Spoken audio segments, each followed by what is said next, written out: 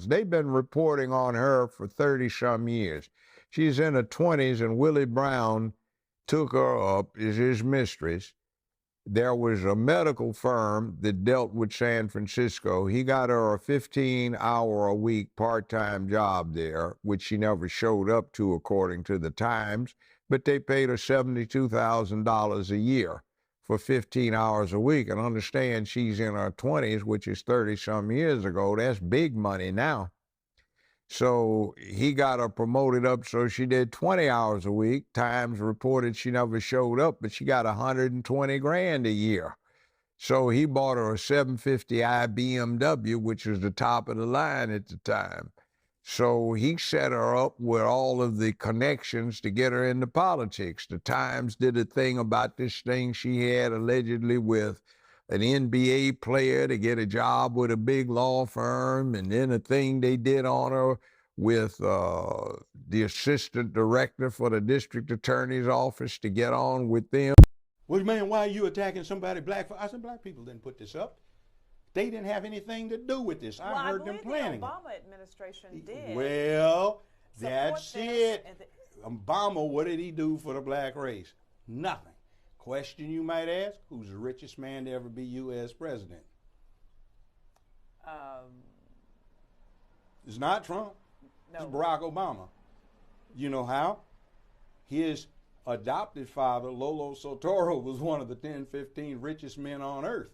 And when he died, he left a trust fund in Indonesia with 3 equal beneficiaries. Barack Obama, then known as Barry Soetoro because he was adopted, and his 2 siblings.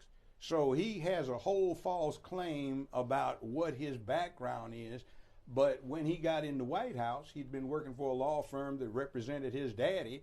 He got lauded by Goldman Sachs, who financed most of his daddy's American investments. He protected British Petroleum when they had the blowout in the Gulf, because guess what? His trust fund had heavy investments in BP. So we get through this whole mantra, and even affordable care, Obamacare. You know who drafted it?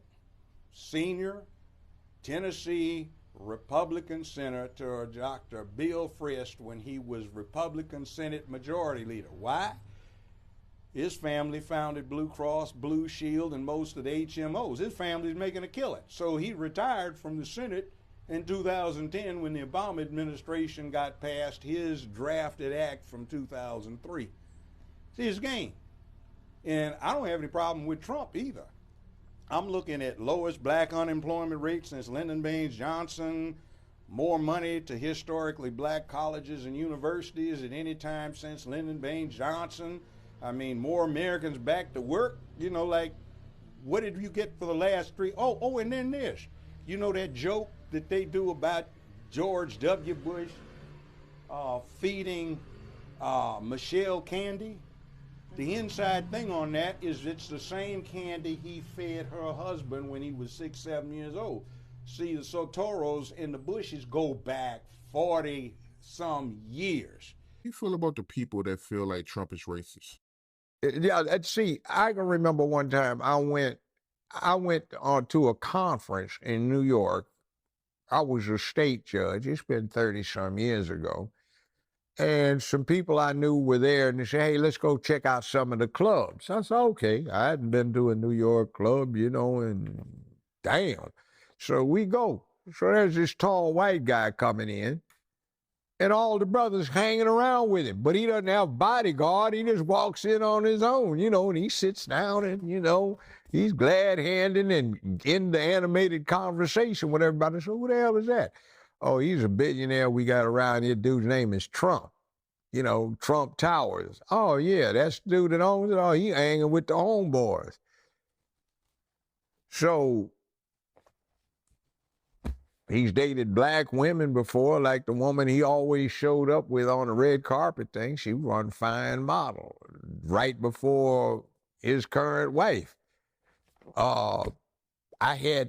Now, I wasn't present, but I had 3 clients back in the 1980s, business clients, who, when I took the bench, I kind of left them in the lurch because I couldn't continue to represent them, but they got other counsel, and their problem was getting finance for their business.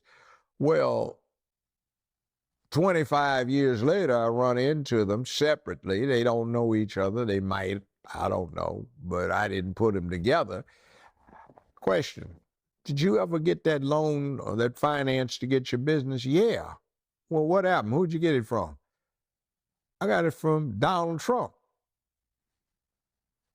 And, you know, not only did they get the finance, they tell a tale that, well, I don't mean know if it's a tale, but the story is when they gave him the term check, he asked them if they were happy with what they were doing. Were they satisfied? And he said, this is what I'm supposed to get. Yeah. And he tore the contract up, tore the check up, said, my gift to you. Right. Sexy Red is a hip hop artist who's very popular. And here is what she said back in last October. Take a listen. Do you think more people are going to support Trump now in the hood or no? Yeah, they support him in the hood. Because at first, I don't think people was with him like they thought he was racist, saying little and, you know, against women. But once he started getting black people out of jail and giving people their free money, oh, baby, we love Trump. We need him back in office. Yeah, a little bit of free money goes a long way. We need him back. Because, baby, them checks. Oh, yes, them stimulus checks. Trump, we miss you. Okay, first of all, y'all needed to see Stephanie Rose. We're going to Theo Vaughn and Sexy Red. That's where we're going, sis. That's where we're going. And the reason I'm telling you that is that I hear this a lot, Allie. People have a mismemory. They forget that Donald Trump opposed the stimmy. For how fought long? it. Nancy Pelosi gave people that stimulus check, not Donald Trump.